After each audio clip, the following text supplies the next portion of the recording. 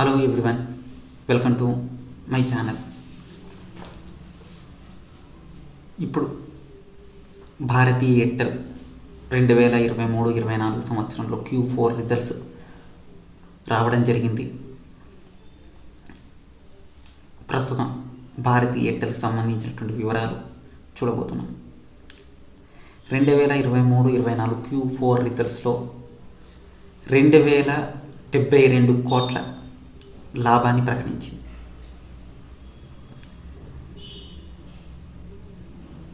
Revenue వరకు చూస్తే 1,49,982 కోట్ల లాభాన్ని ఆదాయాన్ని ప్రకటించింది. లాభమేమో 2,072 కోట్ల లాభం వచ్చింది. అయితే భారతీ ఎయిర్టెల్ 2024 సంవత్సరంలో 35,22,00,000 మంది ఉన్నారు. అయితే 4G సేవను వినియోగించుకుంటున్నటువంటి కస్టమర్ల యొక్క వివరం కనుక చూసేటట్టయితే 25 కోట్ల యూజర్లు ఉన్నారు. ఓవరాల్ అన్ని సెగ్మెంట్లలో కలిపి అంటే ఎయిర్టెల్కు ఉన్నటువంటి ప్రధాన వర్క్ ఏంటంటే ఒకటి వచ్చేసరికి ఏమో టెలికాం వర్క్, రెండోది డిటిహెచ్ సర్వీసెస్, మూడోది వచ్చేసరికి ఆన్లైన్ డిజిటల్ కంటెంట్ ప్రొవైడింగ్. ఎందుకంటే దీనికి సపరేట్ ఎయిర్టెల్ ఎక్స్ట్రీమ్ అనేటువంటి ఒక ఓటీటీ అప్లికేషన్ ఉంది. అంటే ఓటీటీ ఈ అన్ని ప్లాట్ఫామ్లు కలిపితే భారతీ ఎయిర్టెల్ పేమెంట్ బ్యాంక్, ఈ 4 సెగ్మెంట్లు కలిపితే భారతీ ఎయిర్టెల్ కంపెనీ యొక్క రెవెన్యూస్ కిందకి వస్తాయి. అయితే భారతీ ఎయిర్టెల్ ఆల్ సెగ్మెంట్లను కలిపి రిపోర్ట్ ఇస్తూ ఉంటుంది. అయితే భారతీ ఎయిర్టెల్కి అనుబంధంగా టవర్లను ఏర్పాటు చేసేటువంటి కంపెనీ ఒకటి ఉంది. దాన్ని భారతీ ఎగ్జాగాన్ అని చెప్పి సపరేట్ కంపెనీగా లిస్ట్ చేయబడి ఉంది. అంతేకాకుండా ఇది ఎక్కువగా రాజస్థాన్ లాంటి ప్రాంతాల్లో సేవలు అందిస్తూ ఉంటుంది. అయితే ఇటువంటి కంపెనీ కూడా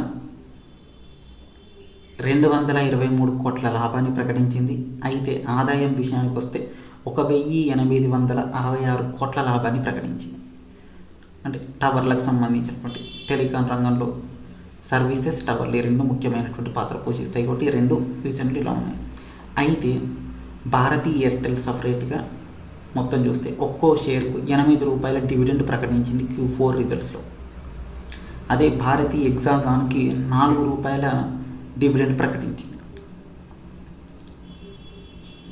ఇది భారతీ ఎయిర్టెల్కి సంబంధించినటువంటి పరిస్థితి. అయితే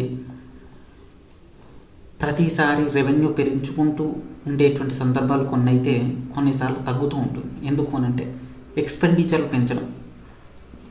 అంటే ఉదాహరణకి కొత్త ప్రాంతాల్లో టవర్లు ఏర్పాటు చేయడం. అప్పుడు ఏమవుతుంది, వచ్చిన ఆదాయంలో నుంచి ఎక్కువ భాగం టవర్ల ఏర్పాటుకు ఉపయోగపడుతుంది. అదేవిధంగా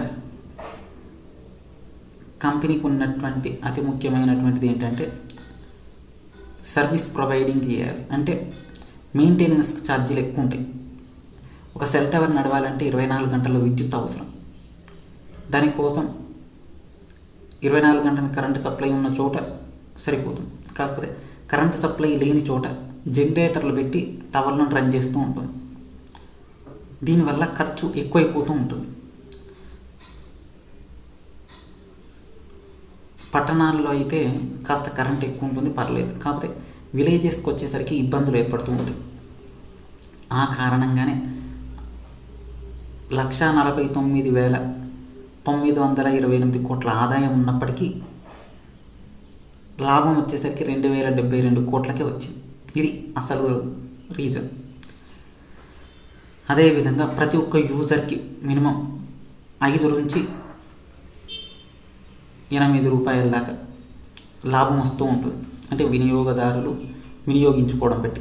ఉదాహరణకి ఇప్పుడు మనం చెప్పుకున్నాం, మామూలు యూజర్లు వచ్చేసరికి ఏమో 35,22,00,000 ఉంటే 4G ఉపయోగించే వాళ్ళు కేవలం 25 కోట్ల మంది. అందులో అన్లిమిటెడ్ ప్యాక్సే ఎక్కువ వేసుకుంటారు. అందువల్ల పర్ఫెక్ట్ రెవెన్యూ రావడానికి యూజ్ ఉంటుంది. అయితే ఇండియాలో నెంబర్ 1 పొజిషన్లో భారతీ ఎయిర్టెల్ ఉంది. అయితే భారతీ ఎయిర్టెల్ 2023 సంవత్సరంలో అంతకుముందు సంవత్సరాల్లో వచ్చినటువంటి రెవెన్యూ ఏంటి, దానికి సంబంధించినటువంటి వివరాలు ఒకసారి చూద్దాం. 2023 సంవత్సరంలో ఆదాయం 139,149 కోట్లు వచ్చాయి. ఇందులో లాభం వచ్చేసరికి 11,535 రూపాయలుగా వచ్చింది. స్టాక్ మార్కెట్లో లిస్టెడ్ అయినటువంటి సంస్థ కాబట్టి ఒక్కో షేరుకు 14 రూపాయల 80 పైసలు డివిడెండ్గా ప్రకటించి అండ్ రెవెన్యూ కూడా ఇచ్చి ఈపీఎస్ ఎర్న్ పర్ షేర్ కిందకి. అయితే 2022కి వచ్చేసరికి భారతీ ఎయిర్టెల్ 116,546 కోట్ల లాభాలు వచ్చాయి. ఆదాయం వచ్చింది. లాభం వచ్చేసరికి 5,882, అంటే ఇంకా సగం దిగి. అయితే ఈపీఎస్ ఎర్న్ పర్ షేర్ వచ్చేసరికి 7.57 రూపాయలు ప్రతి ఎర్న్ పర్ షేర్ కిందకి వచ్చింది.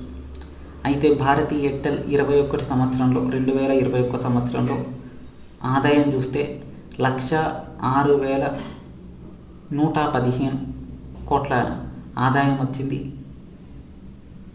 2021లో ఈ కంపెనీ లాభాలు రాలేదు, నష్టాలు వచ్చాయి. -23,327 కోట్ల నష్టపోయింది.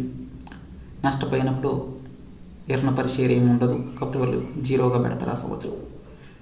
నష్టం వచ్చినప్పుడు కంపెనీలు భరించాల్సింది, షేర్ హోల్డర్ల మీద పెట్టారు.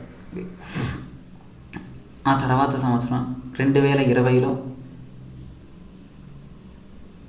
87,539 కోట్ల ఆదాయం వచ్చింది.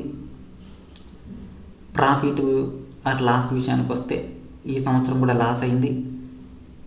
ఎంత అని అంటే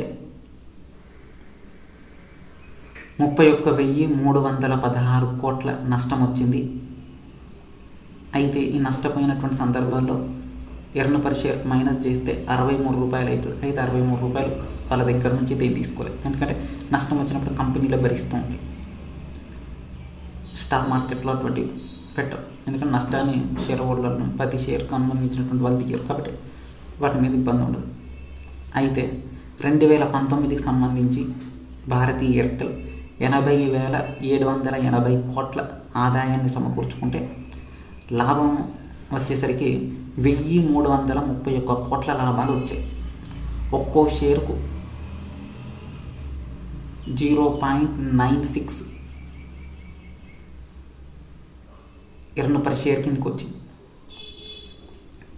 ఓవరాల్గా భారతీ ఎయిర్టెల్ చేసినటువంటి వర్క్, అదేవిధంగా హిస్టరీకి సంబంధించినటువంటి ఫైనాన్షియల్స్కి సంబంధించినవి చూసినాం. అంటే ఫైనాన్షియల్స్గా ఒక సంవత్సరం అటు ఇటుగా వచ్చిన లాంగ్ టర్మ్ సక్సీవ్ అయింది.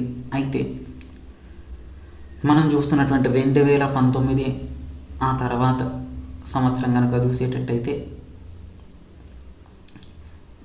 సరే 2000 సంవత్సరం నుంచి ఇప్పటి వరకు షాక్ ఎంతవరకు గ్రోత్ అయిందంటే 2022 సందర్భంలో